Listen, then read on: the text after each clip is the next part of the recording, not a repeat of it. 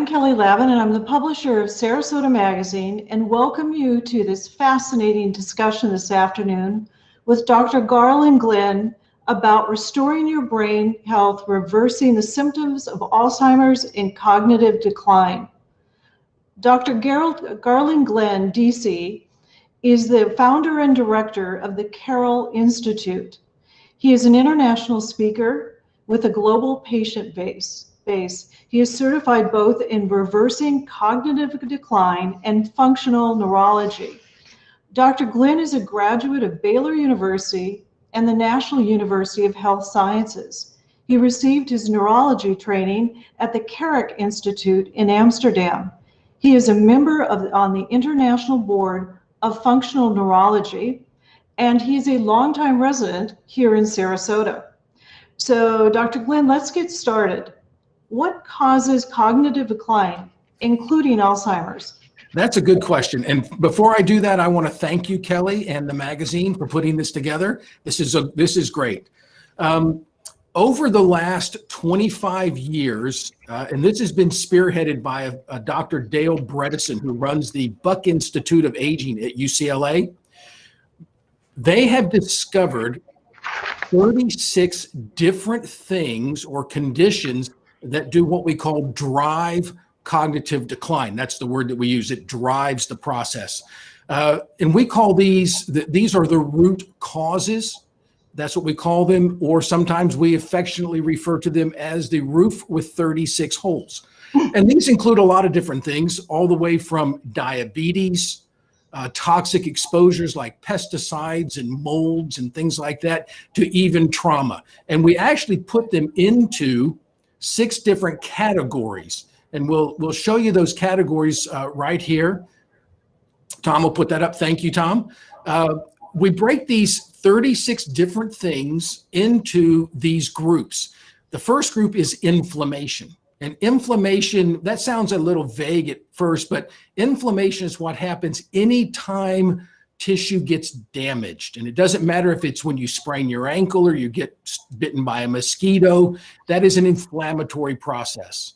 The second thing is blood sugar regulation. And the biggest example of that is diabetes. I mean, diabetes is a big problem now.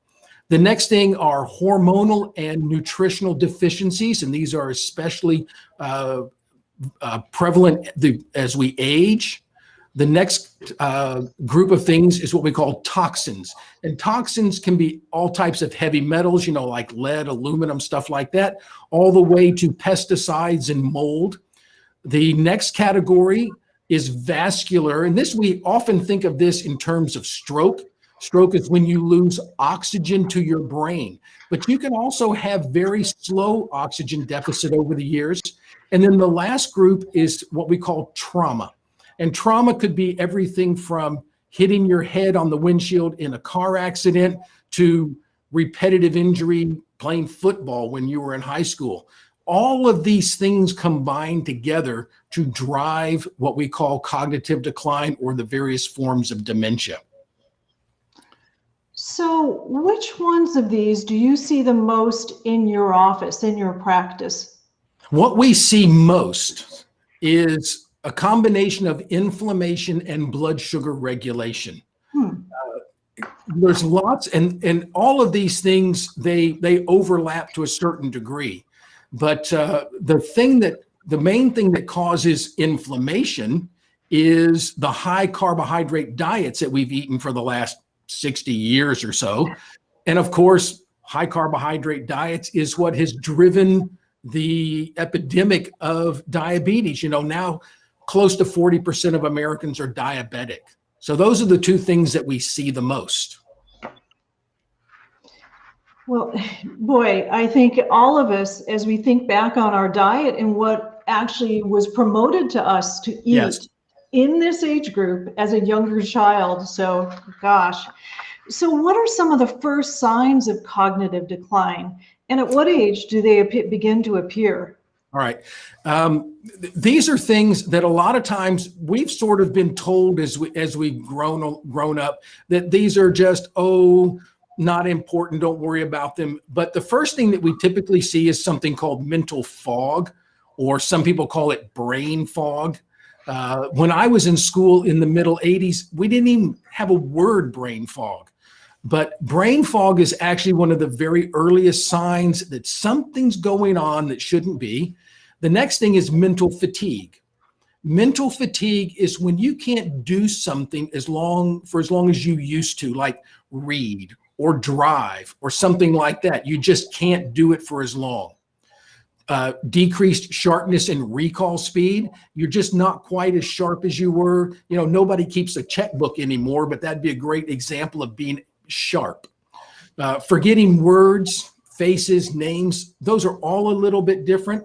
But this thing about forgetting words, we joke and we call it a senior moment. But a senior moment means something isn't working. And we've sort of been told over the years that, oh, this is normal. Well, back to the concept of diabetes. Something might be common, but that doesn't make it normal. Nobody would call diabetes normal, even though it's very common. Well, forgetting words is common, but that doesn't make it normal. It's a sign that you're not accessing stored information back in your brain like you ought to. Difficulty recalling recent events. That's an issue. Depression. Depression is a really strong indicator of neurodegeneration. And as a matter of fact, one of the largest groups of pharmaceuticals used in the United States are antidepressives. What you really have to do is you have to find out what is driving that problem. So that's a big issue. Vision issues, and this is more your inability to differentiate contrast and shades. The next two, I always put them together, loss of smell and constipation. Now, those are actually the earliest two signs of Parkinson's disease.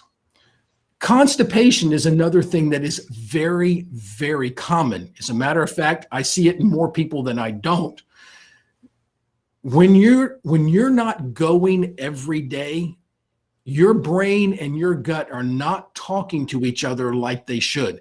That's something that should not be dismissed. So constipation is another really, really big thing. Any of these things that you see in this list here, if these are going on, you need to identify what is causing it and see if you can fix that. So I'm looking at this list and I'm going, oh my gosh. There are some of these that I am recognizing now, and boy, and I have to say that is so great why I've met you, because I'm realizing there is something we can do about it. But what happens if someone doesn't pay attention and you just, once this decline starts and they just ignore it, what happens? Well, whatever causes these things to happen, they don't just happen. All right. We all know examples of the 94-year-old college professor that's still as sharp as the freshman students. These things develop very, very slowly over time. And whatever's causing them, if you don't address them, it will continue to escalate and get worse and worse. So what happens is, and I think I have this laid out. If you want to bring that up, Tom, the way we look at this is everybody hopefully starts off at some version of normal. There you go, nice and healthy, and your brain's working great, and so on and so forth. And then very slowly we get into something that is called subjective cognitive impairment. Now, subjective cognitive impairment is when you reach for a word and it's not there. And so what happens is you will use a different word, or you open the refrigerator and you can't remember what you were looking for. All right.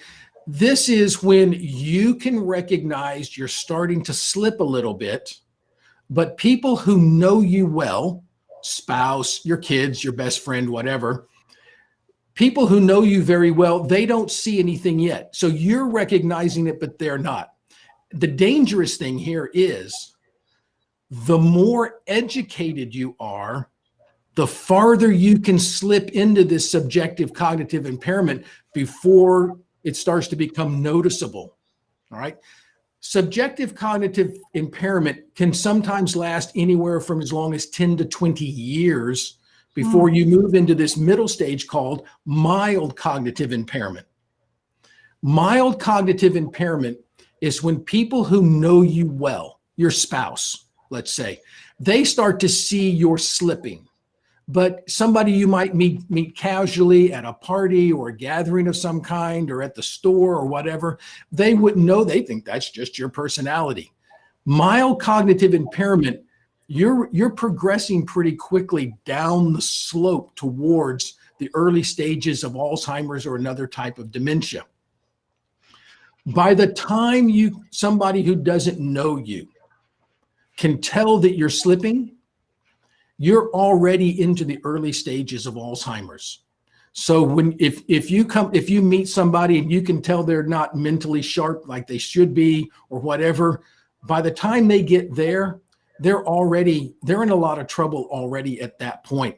And this whole progression from normal, healthy, whatever you want to call that, down into this early stages of Alzheimer's, this can go on for 20 years or more. And the goal what we're trying to do is we're trying to show people how to catch this way early before it can progress down into these later stages. By the time you get into later stage Alzheimer's, there's very, very little that can be done. So you really want to catch this stuff early. And that leads me to a question that we received over and over prior to the seminar today. And it's about the risk due to family members having Alzheimer's or other forms of dementia. What does it mean if I have a history of cognitive decline in my own family, like a parent or a grandparent? Okay. This is where a lot of people, as a matter of fact, a lot of people are coming to us now because they say, I've been taking care of my mom, or I'm watching this happen to my parents, or I watched it happen. And one, they want to be sort of proactive, but also there's a little bit of fear that can be involved because you're kind of, is this going to happen to me? There's a lot of genetics involved, but the main one that we call the Alzheimer's gene, it's actually called the APOE4 gene, but we each have 2 copies of this gene. You get one from mom and one from dad. All right. The probability or the risk factor, the way it works is if you don't have any genetic predisposition at all, then you run about a 10% risk of developing Alzheimer's or some other form of dementia. If you have 1 copy of the gene, then your risk goes up to about 35%. So this is a significant increase. If you have 2 copies of the gene, your risk is well over 50%. So you've got more of a risk of developing it than you do of not developing it. Now, I always like to make this statement, and that is your genetics are not your destiny. All right. They're your roadmap. Let's call them a roadmap for what you ought to be doing. So let me describe the genetics like this. You get out on the Tamiami Trail. All right. And you're going 85 miles an hour. Your probability or your risk of having an accident would go up significantly.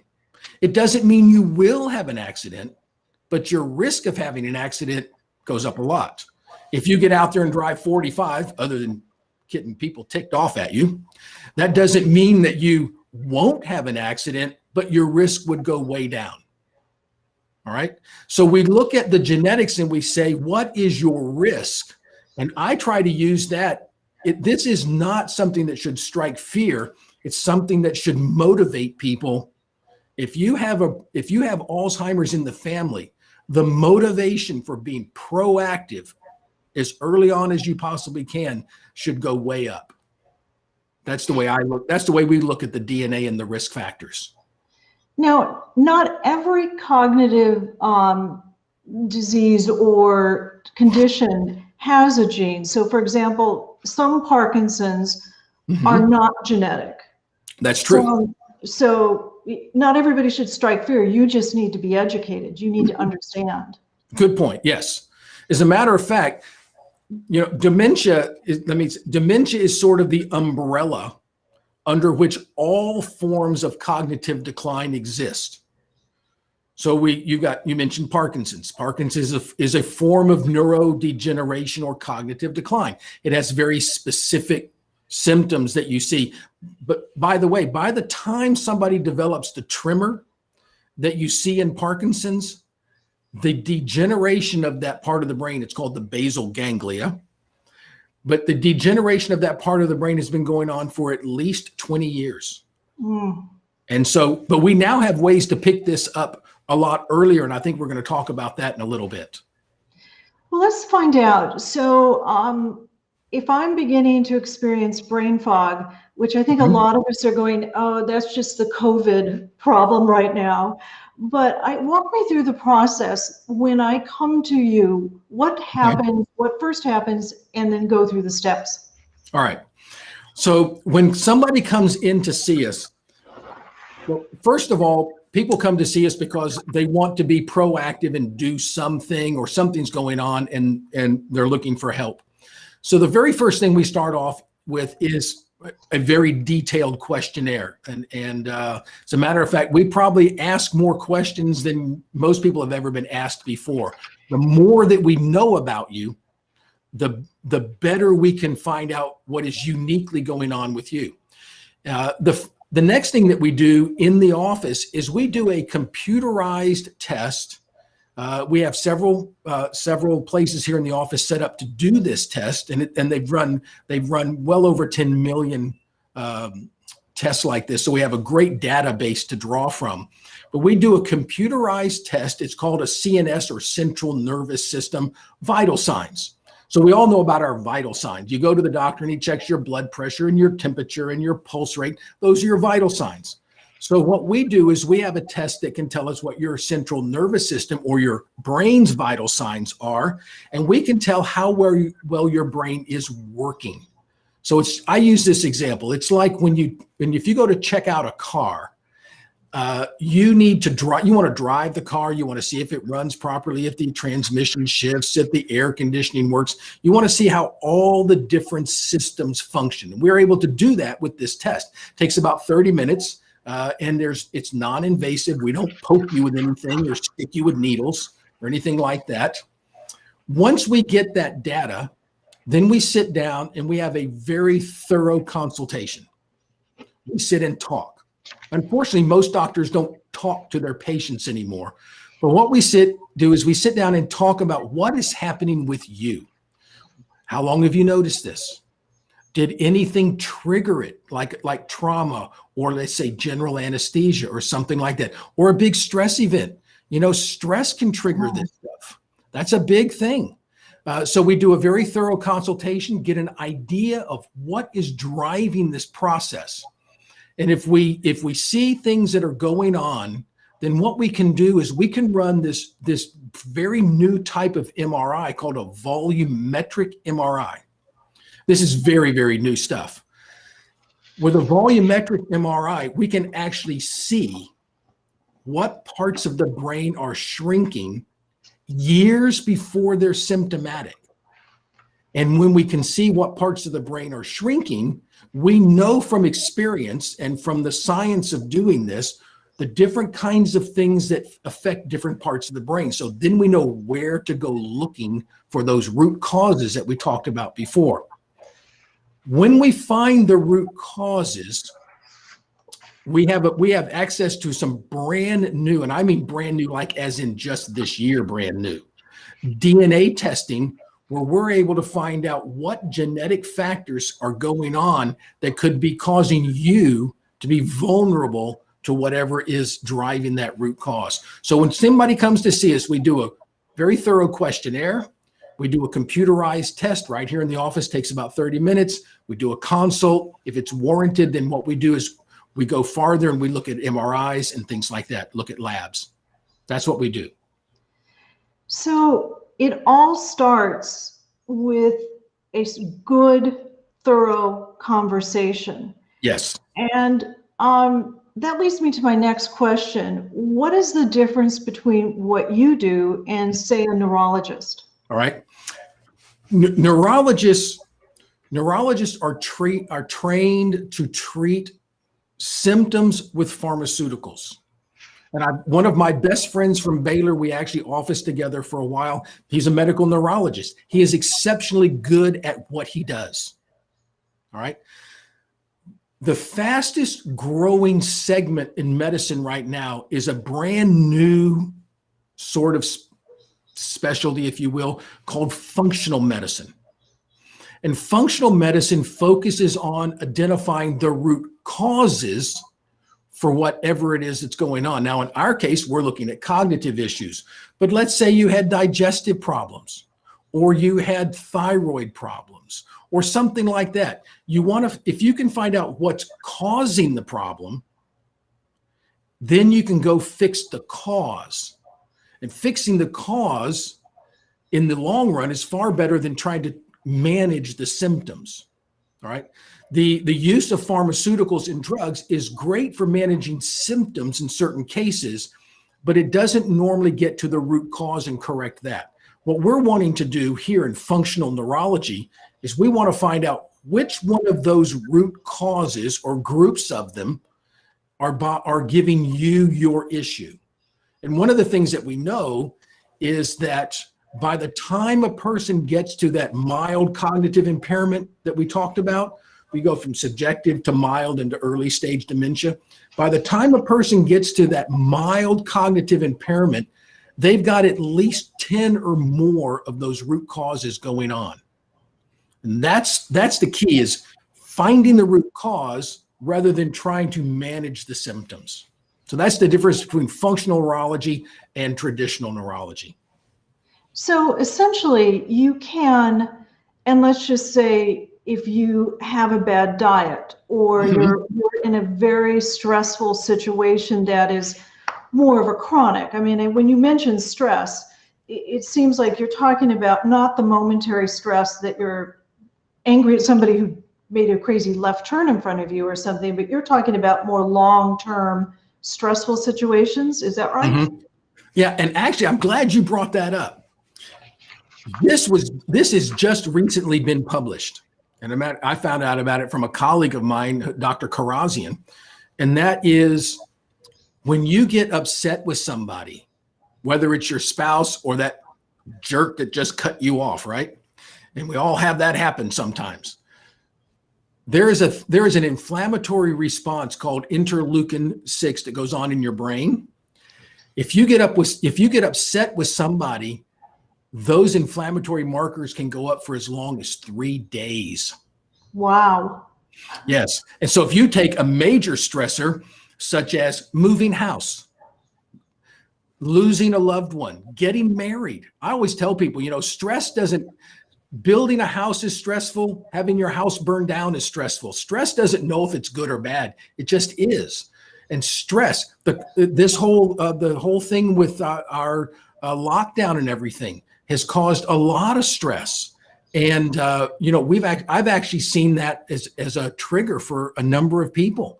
So emotional stress is a big trigger for we sort of treated this my dad was a Marine Corps drill instructor. All right.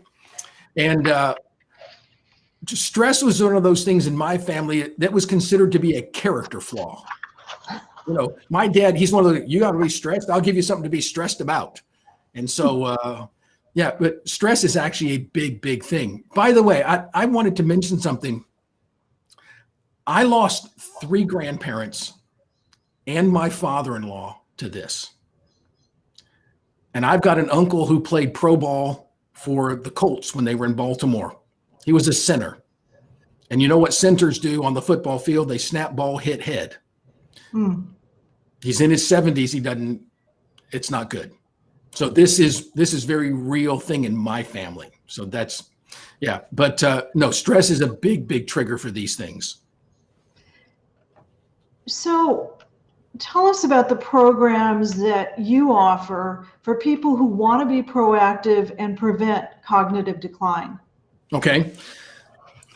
We have people come to us all the way from they're wanting to be proactive. They see something happening in their family or whatever. They're not experiencing any symptoms yet, all the way to people who are in early to mid-stage Alzheimer's.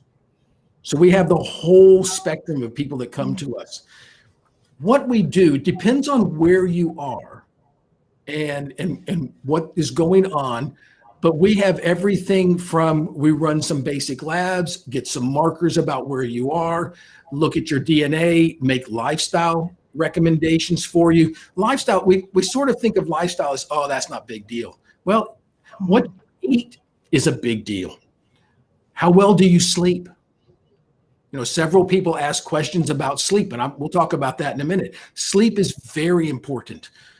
Do you exercise properly? And exercise properly doesn't mean you spend like 3 hours a day on the treadmill. There's a very specific way to exercise that's good for your brain. So some people just want some lifestyle instruction. They want to know based on their DNA which supplements maybe they should be taking, all the way to people who are already into cognitive decline and Alzheimer's and dementia. Those people, we need to go in and find those root causes.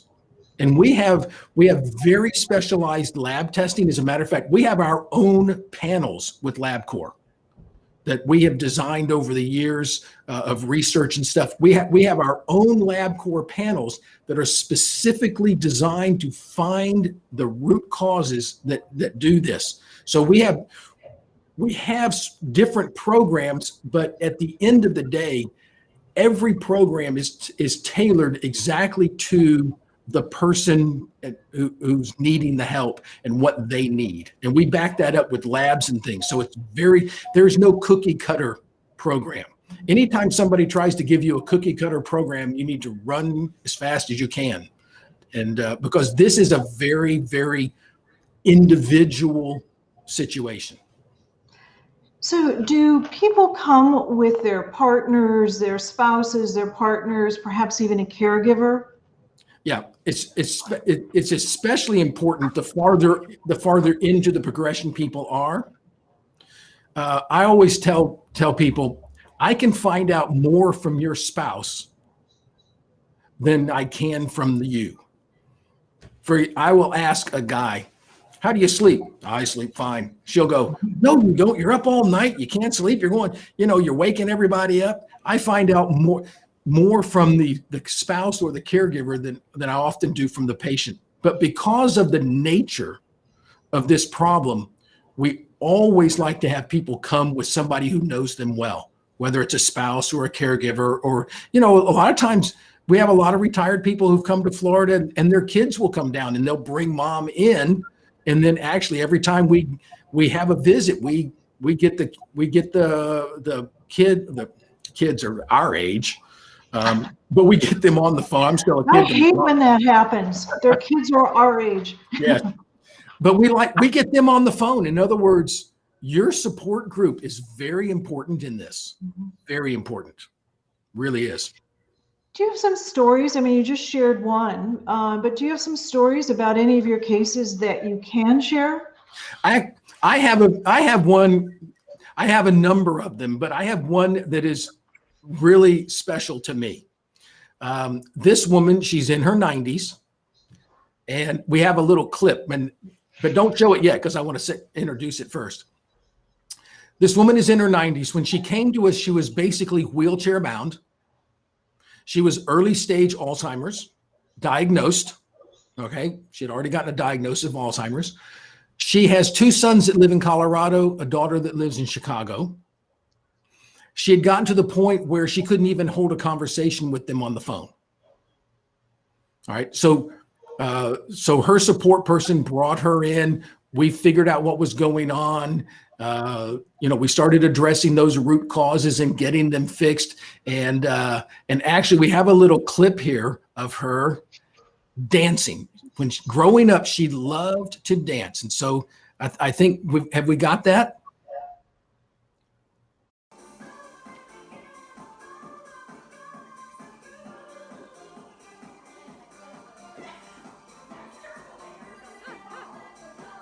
She's talking to her kids on the phone every night. She is absolutely all here. And I would give anything to have that moment with my mom back. Wouldn't that be great? And yeah. Oh gosh. Yeah. But that is what we see. We see those kinds of results every day. We had a situation last week where somebody was in and the daughter said, you know, for the first time, and I can't remember when, mom realized that I was her daughter. Oh. I mean, this is real life. This is what family is about. You know, and this is the whole thing about cognitive decline, is that it doesn't just affect the person.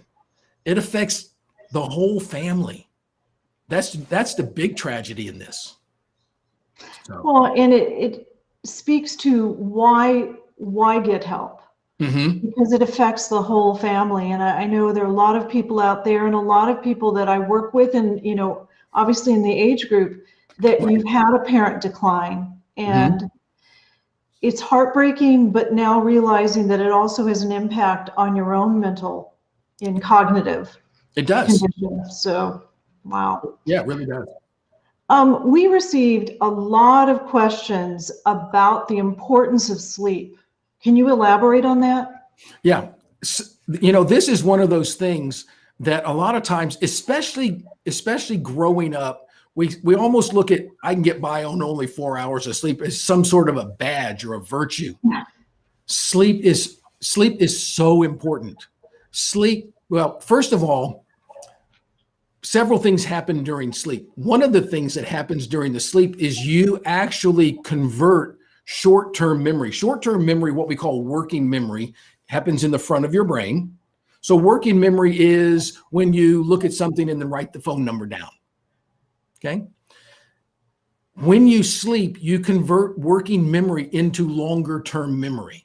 Goes back into your brain into a different part. If you're not getting good sleep, you're not creating memories. So that's a factor. The other thing that happens during sleep is like when the cleaning crew comes in and cleans up your house and carries out the trash.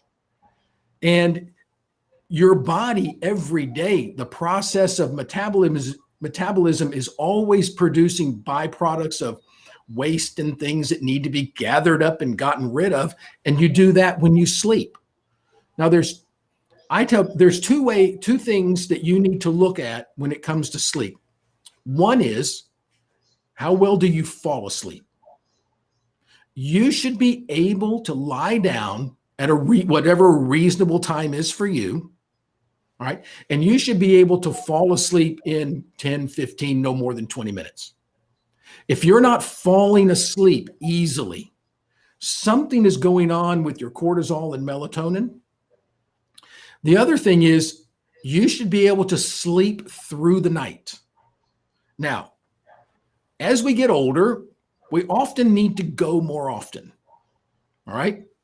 Now, if you need to get up in the middle of the night and go to the bathroom and you get right back in bed and you fall right back to sleep, that qualifies as sleeping through the night.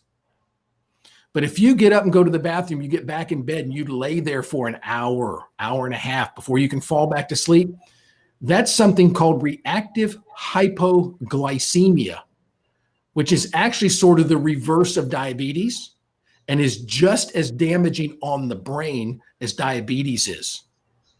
All right. So you should be able to fall asleep easily. You should be able to sleep through the night, and you should feel rested and rejuvenated when you wake up.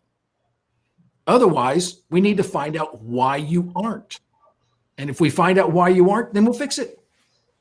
So that's sleep is really important. And along with diet and exercise, those are the three most important lifestyle things you can do. We received probably the question we received the most of revolves around diet and supplements. But what do you recommend for brain health? This is one of those questions that we can, well, first of all, I'm going to say, maybe we should do another Facebook Live thing about just diet for the brain. Because you can talk about this for days. But On the one hand, it has to be very personalized to each person, which supplements would work for you and which ones don't you need and so forth. But in general terms, if I was going to tell something, the most important thing that you can do starting right now today to save your brain, number one, you need to cut the carbohydrates down. We've been eating way too many carbohydrates since the 1960s. Carbohydrates, that's a fancy word for sugar. Sugar is inflammatory. So you want to cut your carbohydrates down, and you want to replace those carbs with good quality fats, not the bad fats, good quality fats and good quality protein. All right.